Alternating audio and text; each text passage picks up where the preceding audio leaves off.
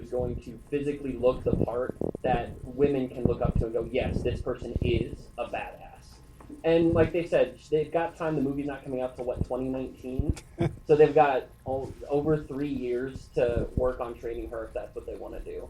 So I feel like she could do it. And I think she'd be a good role model for girls. Like, she's a powerful female in a mostly male-dominant, you know what I mean? And she's, the last pay-per-view, she was the lead to a pay-per-view. That very rarely happens for females in that sport. So you have someone that's dominating a male sport, undefeated. Like, I don't know, like her last, 6 fights have been total have been less than 3 minutes because she's demolishing people. I think that chick can do anything she wants, and to have someone that is that powerful in, like you said, in their first big solo female film would do wonders for females in the superhero community, I believe. Not just with characters, but with people being able to look up to someone like that. As an athlete, you got to understand Ronda Rousey is just incredible. But made up controversy, nobody was talking about this at D23, but I'll tell you this much. Katie Sackhoff, to me, is Captain Marvel. I would love it. I understand what you're saying, but I love how she acts. I love her too. And I mean, if it wasn't Rousey, I would be fine with her over Emily Blunt. Which nothing against Emily Blunt, but I think she's a great actress. The stuff that she's in, it's something me and my boyfriend were talking about. I mentioned her name, and he brought up the fact he's like, but I can't ever place her. I can't ever remember what she looks like until we watch something. And it's like, you don't want that as your first big female solo superhero movie. I always remember what she looks like. Who people are not going to be able to remember who they are because she just doesn't have that uniqueness or that confidence. I don't know. Maybe she'd be fantastic. I love everything else she does, but I don't see her. I don't look up to her. I'm sorry. I don't think she has the physicalities to just destroy people. Who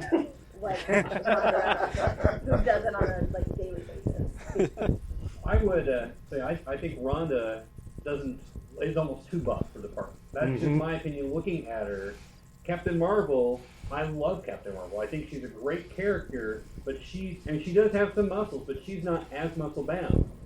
So that would be my only thing looking at it. You don't want someone too large to play Superman. You want them to have some muscle tone, but you don't want them to be Incredible Hulk-like. Yeah.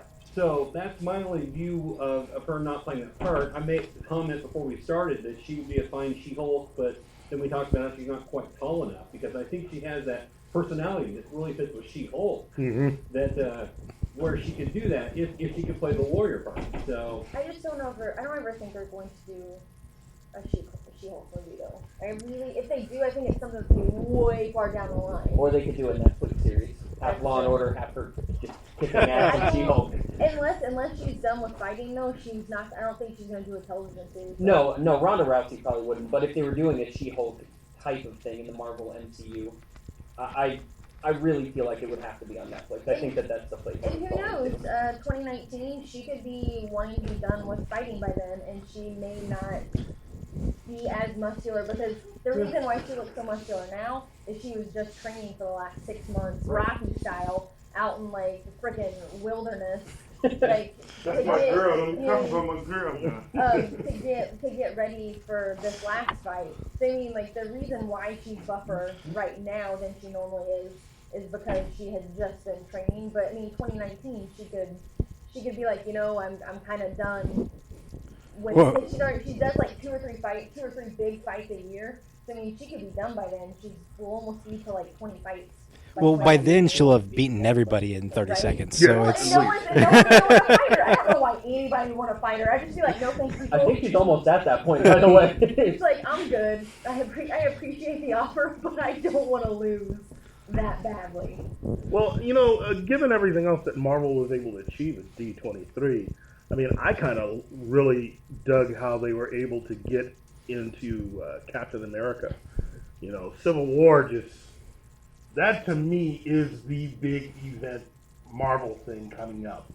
And it is definitely going to be something that, given how many heroes are attached to it, how many appearances, given the way that what was described as a sizzle reel that they had, incredible. I heard people were on their feet. Oh, Could not get enough God. of it. So you know they were sad there was no Tom Holland in there. You know people wanted to see that first glimpse. He's going to have a small heart. Are you not worried? This is what I was thinking about the other day. Are you not worried? Because I know, which I like who's doing Civil War, so I think it'll be fine. Yeah. But do you think it's going to be a fine line? Because I know Josh Whedon was saying that it's hard enough to do a film with the Avengers because you have so many people and so many storylines to try and make sense. Mm-hmm. Do you think it may be too much? Like, No. I don't want it to be too much because No. I love everyone they've got, but I'm wondering the line. Here it is. This is a Captain America movie. So that's exactly how you tackle it. Okay? It's a Captain America film, and then you're adding in everyone else to it. To support him. To support the particular story that you're telling. You know, so ultimately, you know, given the number of people and the fact that even Scott Lang's going to be in it. I love Chris Evans, and I don't want him to die, and I feel like it's going to happen. I'm a little worried about what's going to happen with a number of characters because I felt like Avengers Age of Ultron had too much going on. Mhm. I could have used another half an hour to an hour to feel like the pacing would have been better with it. He actually probably had it. Josh, Right, you have right. to say All Josh that. did. I know. Yeah, for sure. He did. I wish I could have seen it in the theater that way Oh, because yeah. it just felt so compressed Mhm. and so rushed. And that's my fear for this movie. It's also my fear for Batman v Superman. And it's going to be the same thing. You have so many characters, you're cramming them all together, and what are you going to get there? I think maybe that's why I was kind of worried about Civil War is because of Ultron. It doesn't. I mean, I love that movie, but I mean, I felt the same way. Like I felt like I could have sat there for another hour. Yeah. And got just because you had it, because it's so fun, like to see them all together and to have like, and they do. I mean, they do a good job. Like, but I mean, that's why I think because it's. I mean, like the cast is doubled in Civil War to what the Avengers cast is, which is insanity. Like, it's gonna be amazing insanity, but. It's the Russo brothers. Exactly. So I have after the Winter Soldier, I will allow those guys to do whatever they want. And this movie will set the precedent for how they'll do with the Infinity War, which I'm really excited And about. that's the other thing. It's the same people that are tackling all the major event movies thereafter. So I don't think that they're going to try to do anything that's going to really tie everything in the knots and to make it next to impossible to do. I just think that they're going to keep everything going with Captain America and just use that as a jump off. Yeah, because if you're worried about how many characters are in Captain America, Oh my imagine God, how yeah. many people are going to be in Infinity War. It's There's going going to be to be fantastic. so many people, and if this will really tell us they can do it or not. Well, they're gonna kill some people off. Oh, definitely. Well, yes. And that's why I think people are. There's another thing that I talked to You know, my and- friend about is people don't understand. Like everyone, don't get me wrong, I'm excited about it too. Like I'm so excited. But like when we were getting caught up with Agents of Shield, like the whole entire time I was almost in tears. Just like I don't want my group fighting. I want you guys to be together. And I think everyone is totally forgetting that. Like everyone's so excited, but everyone's forgetting there's gonna be deaths. Like.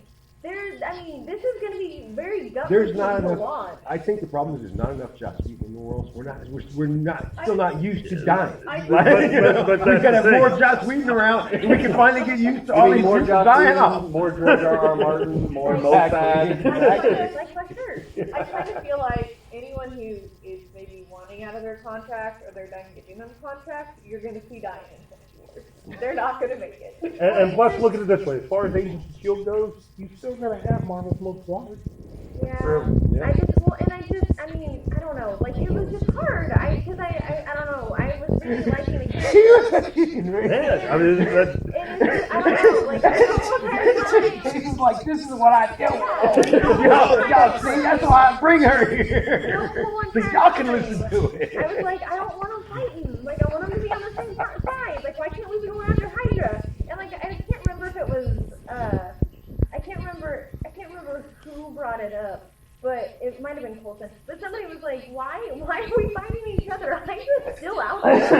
And I was just laughing because I was like, thank you. Why are our superheroes always like so like pinpoint, like narrow-minded? It's like Hydra and like we had an alien invasion a couple years ago. We had way way bigger problems than we don't trust Colton. And you know what? That leads me to my first nerdy question for the show that I've been dying to ask you guys.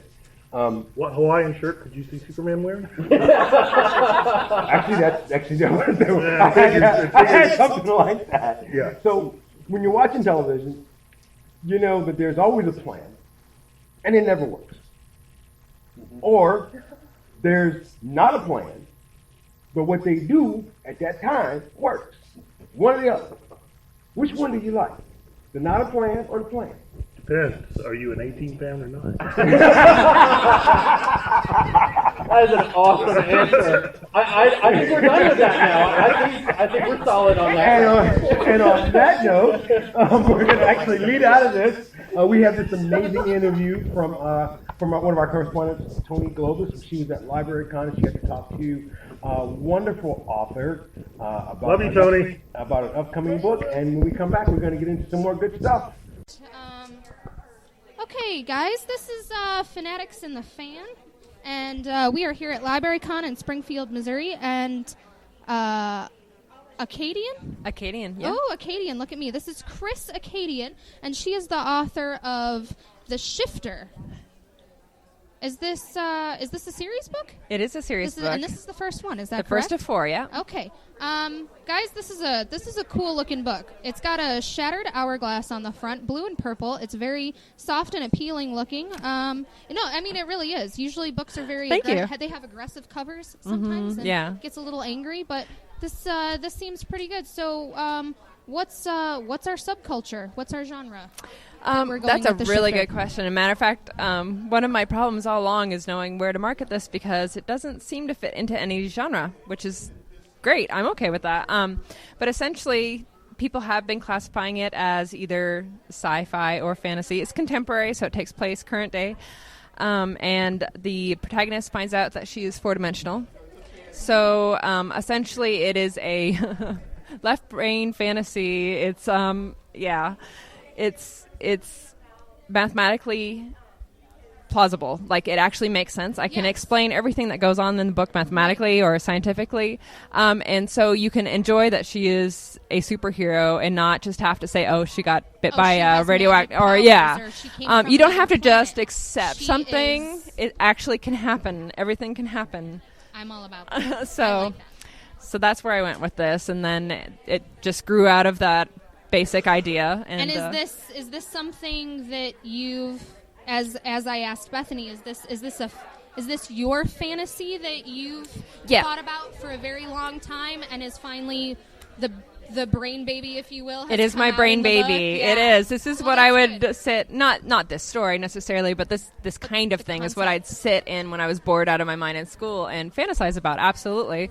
And it's finally a book. Now, it's not my fantasy. I never would have dreamt something so horrible for myself. No. But it was that. It came out of that, of what I wanted to think about as a teenager, is what I wanted to write about for teenagers. So. And so at what point did you decide that it needed to be a book? I waited for somebody else to write it because I thought this is the coolest idea. Why is nobody just taking this concept and running with it? And nobody did. So finally I was like, okay, fine, I'll write it myself. And I'm not a writer, so I had to learn a whole lot in order to do this. Yeah. So as not a writer, was it easy to write a first book? It was easy to think I could write the first book.